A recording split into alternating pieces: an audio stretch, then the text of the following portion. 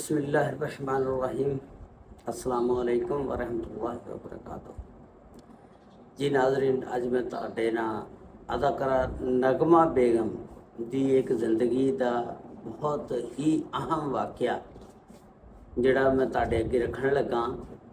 उम्मीद है तुहानूं पसंद आएगा ते तुसीं मेरे नाल जुड़े रहना ते इकट्ठियां ये सुनते हैं वाक़या। लो जी, ये चैनल ते नवे हो तो चैनल को सबसक्राइब लाइक और शेयर जरूर कर देना। तुहाड़ियां मुहब्बतां दा बड़ा शुक्रिया। अदाकारा नगमा बेगम पाकिस्तान फिल्म इंडस्ट्री दे विच उन्होंने 50 साल जिंदगी का एक रिकॉर्ड जिहड़ा गुजारिया और इस इंडस्ट्री नूं 50 साल दिते ने अपनी जिंदगी दे। उन्हां दी इस 50 साल जिंदगी की वजह ना हुकूमत ने फिर सन 2000 दे विच उन्हां नूं एक निगार अवार्ड तो नवाजिया। उन्होंने तकरीबन 350 फिल्मों तो उत्ते काम किया और पंजाबी जिन्हां दे विच उर्दू बहुत सारे उन्होंने हीरोआं दे नाल भी काम किया, जिहड़े बहुत सारे पुराने हीरो सी नवे हीरो सी सारियां दे नाल काम किया।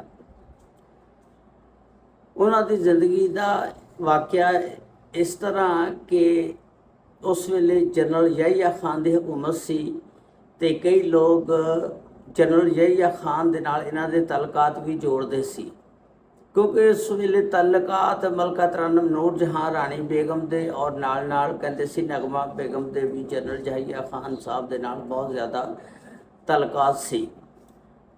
हालांकि अली सुफियान अफाकी साहब दसदे ने कि जनरल याहिया खान दे नाल इन्हां दा कोई तलक नहीं सी। ये दुश्मनां दी मन घड़त कहानी सी। उन्हां ते इल्ज़ाम सी, उन्हां नूं खराब करना सी, उन्होंने जलील रसवा करने की एक कहानी घड़ी गई सी। इस कहानी दे विच कोई हकीकत नहीं। ये जिस वेले वाक़या होया सी उस वेले अदाकारा नगमा बेगम की शादी अदाकार हबीब साहब नाल हो चुकी सी। अदाकार हबीब साहब भी बहुत गैरतमंद इंसान से ते जदों उन्होंने शादी अदाकार हबीब साहब नाल हो गई उस तो बाद उन्होंने फिल्म इंडस्ट्री नूं भी खैरबाद कहता सी। ते सारियां कहानियां इस तरह ही घड़ियां गईयां कि उन्होंने कौमी तराने दे नाम तो भी मशहूर किया गया। तो ये गलत इल्ज़ामात सी, इहदे विच कोई हकीकत नहीं हैगी। तो अली सुफियान फाकी साहब ने सारियां गल्लां दसियां कि ये सारा झूठा इल्ज़ाम सी, प्रोपोगंडा दुश्मनों की तरफों किया गया सी, उन्होंने बदनाम करने की कोशिश। और बहुत खुददार और गैरतमंद औरत सी जिन्हां दा पूरी जिंदगी दे विच फिल्म इंडस्ट्री दे विच कोई स्कैंडल नहीं बनया। तो वो एक ऐसा वाक़या जिहड़ा अज मैं तुहानूं सुणाउण लगा वो इस तरह कि एक एवर न्यूज़ स्टूडियो दे विच वाक़या ये पेश आया। एक बंदा आया जिहड़ा बाअसर शख्सियत सी, उहदा नाम नहीं उन्होंने निज़ार किया। ये आके कहन लगा अदाकारा नगमा बेगम नूं कि मैं तेरा भाई बनना चाहुंदा ते तू मेरी भैन बन जा, आपां दोनों एक दुध पीने वाले बन जाते हैं। उन्हें कहा किस तरह हो सकता, असी किहड़ा छोटे बच्चे हैं जिहड़ा दुध पीने वाले बन जाएंगे, एक माँ ना होवे ना असी इकट्ठियां दुध पीए ते असी इकट्ठे भैन भरा बन जाइए। उस वो बंदा बड़ा हुशियार और चलाक सी। उस बंदे ने कहा जी असी दुध इस तरह पी लेंदे हां, मैं गिलास दे विच एक दुध लैके आउंदा, वो दुध लैके आया।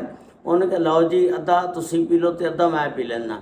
वो दुध दे गिलास जिहड़ा सी ना अद्धा उस बंदे ने पी लिया तो अद्धा नगमा बेगम ने पी लिया। तो वो बंदा कहन लगा देखो जी असी हुण दोए भैन भरा बन गए हैं, रजाई भैन भरा, तो असी एक दुध पी लिया। तो वो फिल्म इंडस्ट्री दे विच फिर इस नाम तो मशहूर हो गई कि ये दोनों भैन भरा बन गए। तो उस बंदे ने फिर थोड़ी जी चंद दिन बाद मशवरा दिता अदाकारा नगमा बेगम नूं कि अज मैं तुहानूं एक ऐसा मशवरा देण लगा अपना सका भरा होने के नाते, और मैं तेरा बड़ा खैर खा हाँ कि लाहौर दे विच फलां नामी एक बहुत बड़ा सेठ है, उहदे कोल बड़ियां गाड़ियां बंगला ते सोना बहुत आ।